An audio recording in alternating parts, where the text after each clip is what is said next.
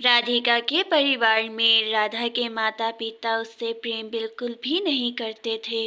रिया बेटी, अगर तुम्हें किसी भी चीज़ की आवश्यकता है तो तुम मुझे बता सकती हो। कल काम से आते हुए मैं ले आऊँगा तुम्हारे लिए। पिताजी, मुझे एक सोने का सेट चाहिए और उसके साथ एक सुंदर सी ड्रेस जिसे डालकर मैं अपनी सहेली की बर्थडे पार्टी में सबसे अलग दिखूं वहाँ। रिया बेटी, तुम पर तो हर कलर ही अच्छा लगता है। अब तुम राधिका की तरह थोड़ी ना हो जिस पर कोई भी कलर बिल्कुल भी अच्छा ना लगे। राधिका के माता पिता को तो उसकी कोई चिंता थी ही नहीं और वो बेचारी उनसे कुछ कह भी नहीं पाती और वहाँ से बिना कुछ कहे ही वहाँ से चली जाती है वो।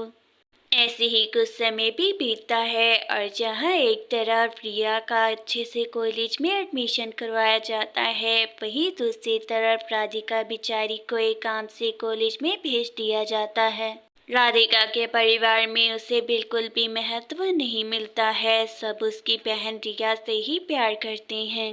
राधिका तो वो सोने का हार देखकर अपनी माँ से कहती है इस तरह, माँ, ये सोने का सेट तो बहुत ज़्यादा ही सुंदर है। मुझे काफ़ी समय से इस तरह का सेट ही चाहिए था अपने लिए।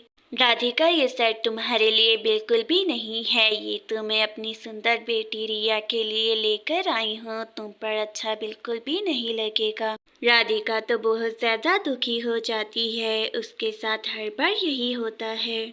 ऐसे ही कुछ समय भी बीतता है और कुछ समय बीत जाने के बाद राधिका अपने पिता के पास जाती है और अपने पिता से कुछ समय बाद वो इस तरह कहती है, पिताजी, मैं भी दीदी के साथ ही उनके कॉलेज में पढ़ना चाहती हूँ। उनका एडमिशन एक बहुत अच्छे कॉलेज में हुआ है और मैं भी वहाँ जाना चाहती हूँ। देखो राधिका, मैं रिया के कॉलेज में तुम्हारा एडमिशन बिल्कुल भी नहीं करवा सकता हूँ। उस कॉलेज में जाकर तुम अपनी दीदी का ही मजाक उड़ाओगी।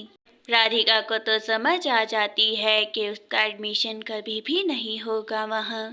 जल्द ही रात भी हो जाती है और सविता अपने पति से इस तरह कहती है, रोहन जी, मैं सोच रही हूँ जल्द ही रिया की पढ़ाई भी मुकम्मल होने वाली है, तो क्यों ना एक रिश्ता अच्छा देखकर उसका विवाह कर दिया जाए अब।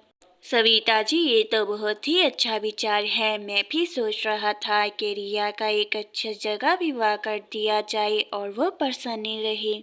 ऐसे ही कुछ समय भी बीतता है और कुछ समय बीत जाने के बाद रिया के माता पिता उसके लिए एक अच्छा वर तलाश करना शुरू करते हैं और बहुत रिश्ते देखने के बाद उन्हें रिया के लिए एक वर पसंद आता है और उसके साथ साथ वो अपनी राधिका बेटी के लिए भी एक आम सा लड़का पसंद कर लेते हैं और उसके बाद वह अपनी दोनों बेटियों को अपने होने वाले वर की तस्वीरें दिखाती हैं और राधिका कहती है, माँ, मैं भी विवाह बिल्कुल भी नहीं करना चाहती हूँ। अभी तो मैं यूनिवर्सिटी में पढ़ना चाहती हूँ। आप ये रिश्ता तोड़ दें जाकर उनसे।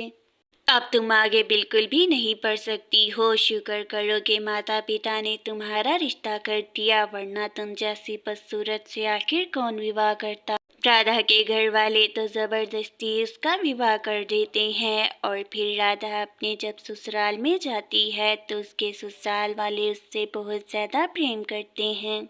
माँ जी, मैंने सारे घर का काम कर दिया है। अगर कोई काम रहता है तो आप मुझे बता सकती हैं, मैं वो भी काम जल्द ही कर दूंगी। राधिका बेटी, तुम अब से कोई भी काम नहीं करोगी। अब तुम सिर्फ आराम करोगी। घर के नौकर सारे काम कर लेंगे। अब तुम मेरे साथ चलो। राधा की सास तो उन दोनों को बाहर कुछ वेकेशन मनाने के लिए भेज देती है एक साथ। शादी के इतने समय बीत जाने के बाद कृष्णा और राधिका एक दूसरे के करीब आते हैं। राधिका की सास उसे अपने साथ कैफे पर कॉफी पिलाने लेकर जाती है। सविता तो अपनी बेटी को इतना खुश देखकर बिल्कुल भी प्रसन्न नहीं होती है।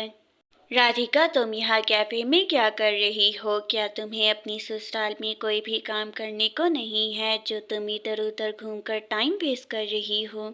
माँ, जो प्यार आपने कभी भी मुझे नहीं दिया वो मुझे मेरी सास दे रही हैं। अपनी बेटियों से भी ज़्यादा ख्याल रखती हैं वो घर में मेरा। राधिका तो अपनी माँ को इतना कहते साथ ही वहाँ से चली जाती हैं और वहीं दूसरी तरफ रिया का तो एक लड़का बहुत ज़्यादा पसंद आ जाता है। और वह उसके पास जाती है। क्या आपकी शादी हो गई है? आपको देखते साथ ही मुझे आपसे प्रेम हो गया है और मैं बहुत जल्द आपके साथ विवाह करना चाहती हूँ।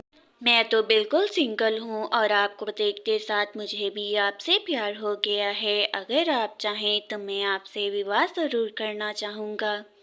मैं आज ही घर जाकर अपने परिवार वालों से बात करती हूँ। मुझे पूर्ण विश्वास है कि वो मेरा विवाह जल्द ही आपसे करवा देंगे। राधा तो जल्द ही अपने माता पिता से बात करने के लिए घर चली जाती है अपने। पिताजी, मुझे एक लड़का पसंद आ गया है। आज ही मैं उससे पार्क में मिली हूँ और मैं चाहती हूँ कि आप मेरा विवाह उसके साथ जल्द कर दें। रिया, ऐसे कैसे? हम तुम्हारा विवाह किसी से भी कर सकते हैं। आज मैं राधिका से मिली, वो तो अपने जीवन में बहुत ज़्यादा ही आराम से रह रही है। माँ, मेरा राधिका से कोई भी लेना देना नहीं है। आप बस जल्दी से मेरा भी विवाह कर दें, फिर उससे ज़्यादा प्रसन्न रहूंगी मैं अपने ससुराल।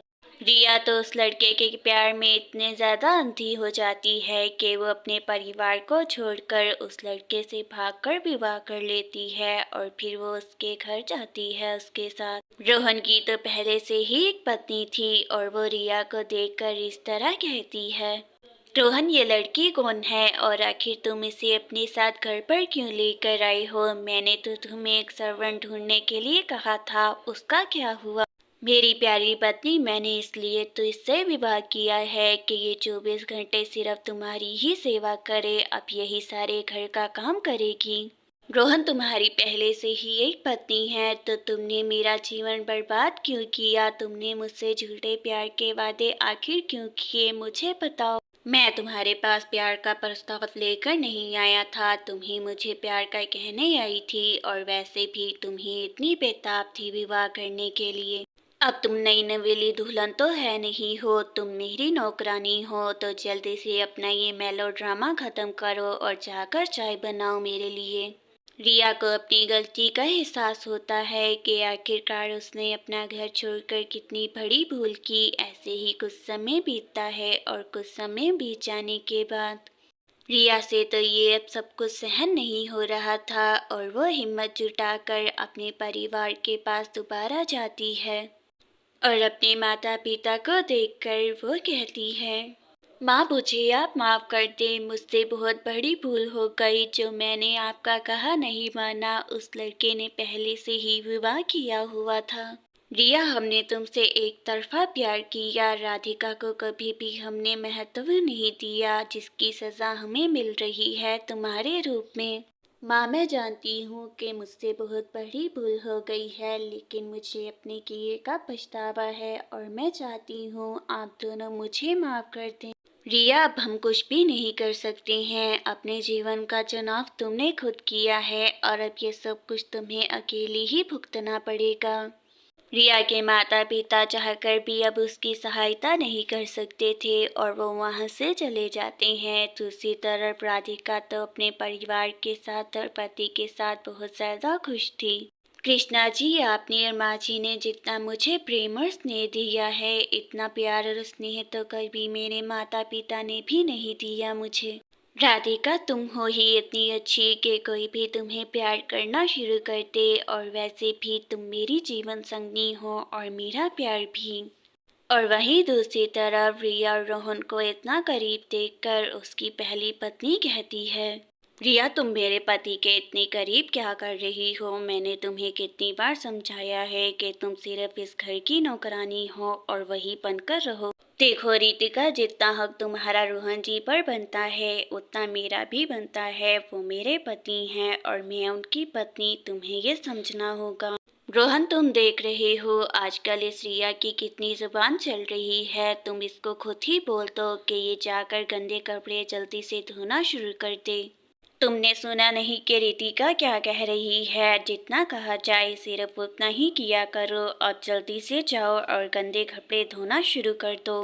प्रिया को वो सब कुछ याद आता है जो वो अपनी बहन राधिका के साथ किया करती थी और उसे उस बात पर अब बहुत ज़्यादा अफसोस होता है, लेकिन अब वो कुछ भी नहीं कर सकती थी। वहीं दूसरी तरफ राधिका तो अपने पति कृष्णा के साथ बहुत खुश रहती है।